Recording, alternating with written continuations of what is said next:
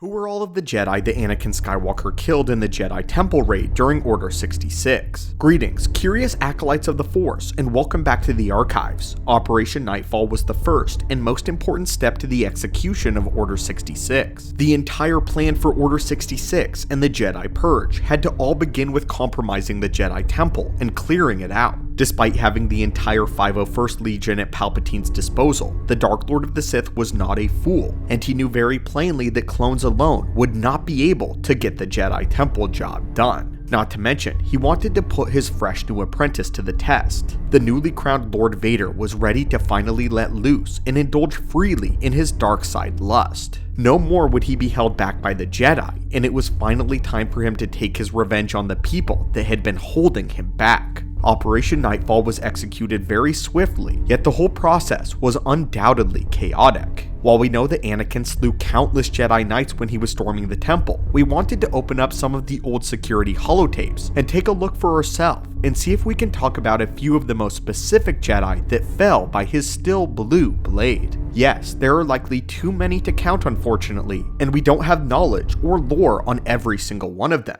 However, those that we can identify using legends and canon sources such as the Revenge of the Sith novelization, as well as the comics and the video games, we will do our best to identify and determine at least a few, if not all of the prominent Jedi that we know Anakin killed that fateful night. Now, acolytes, let us begin. For into the dark times we go. The first to taste Anakin's dark wrath would be the unfortunate Jedi Temple Gatekeeper, a man by the name of Jorek. Jorek had been standing guard at the temple, as of course he had always done countless nights, keeping a keen eye out for Mace Windu's return and word on how the arrest of Palpatine went. News was buzzing all over the temple about it, and many were eager to learn the results. Jorek would run up to Lord Vader and inquire as to the result of Palpatine's arrest. However, he was taken aback by the army of clones following Anakin, someone who he had known. Their dialogue from the novel went as follows. "Anakin, Anakin, what happened? Where are the masters?" asks Jorek, to which Vader simply replies, "Where is Shaak Ti?" Jorek answers him, "In the meditation chambers. We felt something happened in the Force. Something awful. She's searching the Force in deep meditation, trying to get some feel for what's going on. Something has happened, hasn't it?" Unfortunately, Jorek would learn all too late what exactly happened, as Anakin held his deactivated saber up to the head of Jorek and pressed the ignition. Without remorse and without hesitation, Vader then walked directly into the Jedi Temple gates. All the Jedi inside would be caught completely off guard, all wondering what this disturbance was in the Force that they had all just felt, and why Skywalker was walking in with his lightsaber ignited. Here, a few more unnamed Jedi Knights would fall by Anakin's blade as they suddenly realized what was happening. The Sith Lord at this time was less concerned with mindlessly slaughtering all Jedi he came across, because in truth, Anakin knew exactly which Jedi should be his primary target, and who in the temple posed the greatest threat to him. He would lead the clones to take care of the mass majority of the Jedi, while he sought out the younglings before they escaped. The future of the Jedi. This is when he would be stopped by the apprentices of the Jedi Battlemaster himself. Sindralig's apprentice, Sarah Keto, would be the next to fall to Vader's blade. We know of her death due to the Revenge of the Sith game, as she enters a fierce duel with Lord Vader, utilizing a Jar Kai style with two green lightsabers. Despite being quite skilled in lightsaber combat, she was absolutely no match for Anakin, who had years of live combat experience. The next to fall would also be a Padawan by the name of Wee Malru, a young Jedi of just 14 years, who had actually foreseen his death in a vision where he saw himself being killed by a blue lightsaber. We learn of this death in the Yoda Dark Rendezvous novel. You can actually see Wee fighting alongside Sindralig in the security holotapes in Revenge of the Sith. And speaking of Sindralig, he was the next Jedi kill. Sindralig was the Jedi Battlemaster, the primary lightsaber instructor at the Jedi Temple, and the previous two Padawans were his personal students who would die alongside him. In Legends, Sarah Keto would engage Anakin in a solo duel, followed by Sindralig, but in canon, all three Jedi, the Master and his two Padawans, engaged the Dark Lord at the exact same time. We can assume that it was likely that Vader ended up cutting down Wee early on, followed by Sarah, which just left him in a duel with the Battlemaster. a man who had actually trained Anakin in lightsaber combat himself. The Battlemaster knew he couldn't stand up to the might of the Dark Chosen One, but was at the very least trying to buy some time for the other younglings to escape. Unfortunately though, he would not buy enough of it.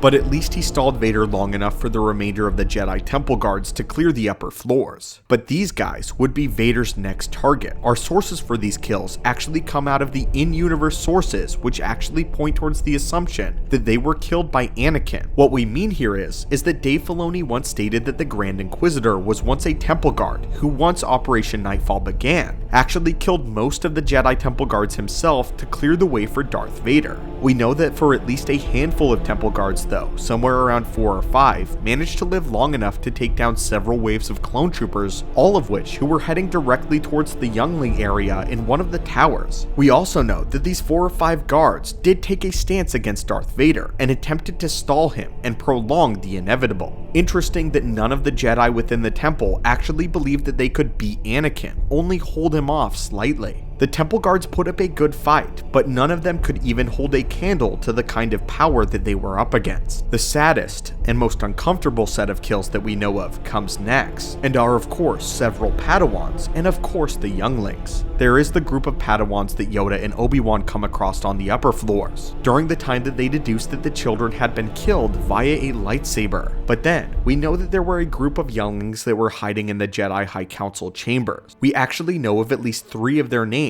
The boy that approached Anakin first was named Soras Bandium. Among his little group we know of 2 girls, whose names were Jensui El and Shia Latap.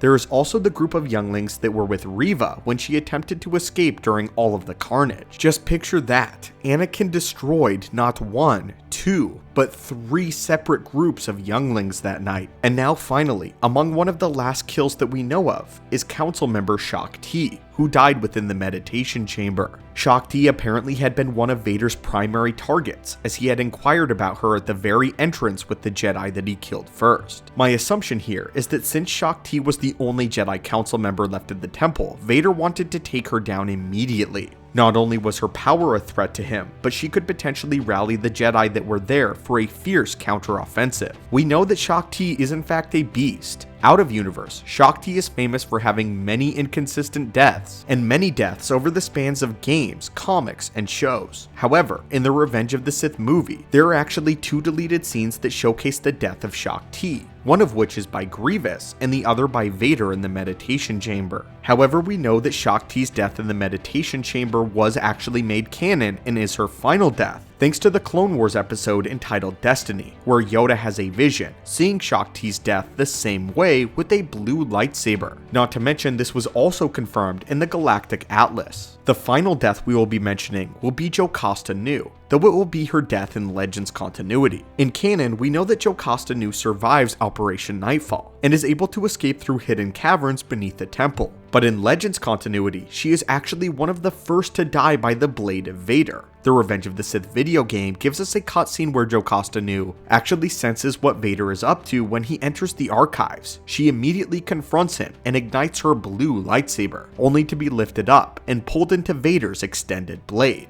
A death that looked like it barely cost Vader any effort at all. And perhaps this was even an insult, as we know that Jocasta and Dooku were very close to one another during Dooku's time as a Jedi, a final spit in the face to Anakin's greatest rival. But anyway, my friends, these are all of the Jedi that we know of who died by the hand of Darth Vader during Operation Nightfall. Hopefully in the 3rd season of The Mandalorian, we will be getting more looks at Order 66 from Grogu and be able to see if there are possibly more Jedi that we know and can be identified. But now the question goes to you. What do you think of this list? And do you think that there were any Jedi that stood a chance if Shaak Ti were able to have rallied them and put all of the Jedi in a coherent fighting force? Let us know in the comments down below. And as always, my friends, may the Force be with you all.